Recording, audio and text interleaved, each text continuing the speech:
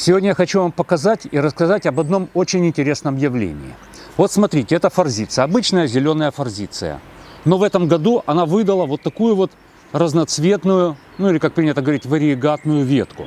Почему такое могло произойти? Что это такое вообще? Будем разбираться. Но прежде чем разбираться, небольшая история вот этого растения. 3 года назад, когда я сюда приехал, это было мощное старое растение, такой огромный куст.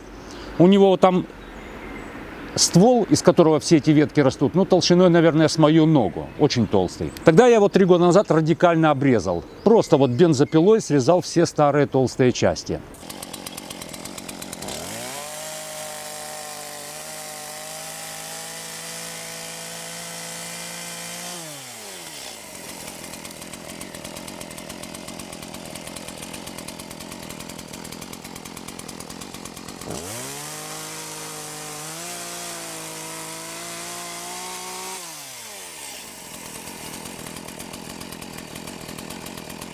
Видео об этом есть, если интересно, ссылку оставлю, посмотрите. Оставил только несколько молодых побегов. В общем, провел такую омолаживающую радикальную обрезку. И вот 3 года, все 3 года были, в общем, обычные зеленые побеги, она цвела. Но в этом году один побег появился вот таким цветным. Что это может быть? У меня есть 2 варианта, почему такое могло произойти. Версия первая. Этот куст был полностью вариегатным. Но постепенно, так как за ним никто не ухаживал, начали отрастать зеленые побеги. Это нормальное явление, называется реверсия. То есть, когда растение возвращается к своей исходной форме. Ну, так генетика работает. Так вот, эти побеги отрастали и потихонечку забивали вариегатную часть. Ну, зеленые побеги всегда сильнее, чем вариегатные. Вот обратите внимание, какие высокие эти и какие маленькие эти. Это первая версия. Вторая версия полностью наоборот. Это растение было изначально зеленым, ну то есть обычная форзиция. Но из-за моей вот этой радикальной обрезки начали просыпаться в большом количестве почки спящие. И одна из почек мутировала. И вырос вот этот побег. Ну или как его называют ботаники, химера выросла.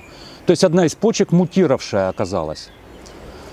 Я точно могу сказать, что это не болезнь, это не хлороз какой-то. Почему? Потому что рисунок на листьях повторяется на каждом листе. Они одинаковые фактически. Ну хорошо, и что же делать дальше? Какова стратегия? Ну, собственно говоря, тоже есть 2 варианта. Первый вариант – это сделать этот куст полностью вариегатным. Второй вариант – сделать этот куст более интересным. Половину вариегатным, а половину зеленым. Каковы наши действия? Сейчас вот осенью делать ничего я не буду. Единственное, что я сделаю, вот такую бирку, где подпишу, что это вариегатная часть, я повешу. Ведь зимой, когда листья опадут, все эти ветки будут смотреться одинаково. И чтобы, не дай бог, случайно не сломать ее как-то, опять же, снег, если выпадет сильный, чтобы она не сломалась, в общем, следить за этой веткой вариегатной. Весной, и вот тут очень важный момент, форзиция – весенне-цветущий кустарник. Она цветет на побегах, которые вот выросли в этом году. Следующей весной они зацветут. Поэтому в апреле где-то она зацветет. Я дождусь окончания цветения и начну ее обрезать. Обрезать я начну, разумеется, вот эти вот зеленые побеги. Но какую бы стратегию я ни выбрал, то ли полностью вариегатный куст, то ли наполовину вариегатный, все обрезать зеленые побеги сразу не стоит за один раз. Лучше растянуть эту операцию на пару лет.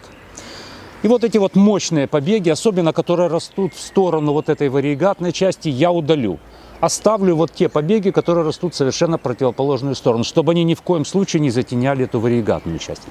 Вариегатную часть после окончания цветения я немножко укорочу, чтобы стимулировать просыпание новых почек, чтобы образовывались новые побеги, чтобы эта часть становилась более мощной.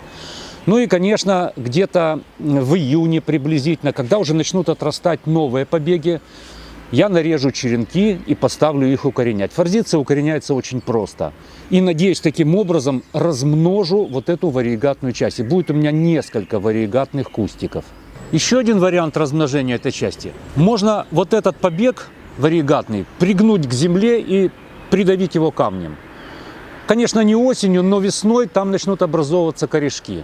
И уже следующей осенью, в принципе, вы его отрежете, выкопаете аккуратно с сохранением этих корней и посадите на новое место. Но вот, к сожалению, здесь, в моих условиях, сделать это невозможно. Там, ну, во-первых, ветка такая, что не согнется, сломается, скорее всего, и там очень далеко земля. Поэтому буду укоренять, конечно, черенки.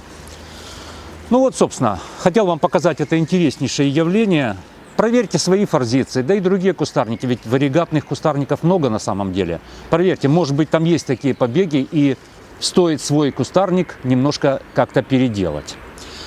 Листики такие уже красноватый оттенок получили, уже ночи становятся холодными, температура опускается ниже плюс 10 градусов, ну и растения потихоньку меняют цвет листьев.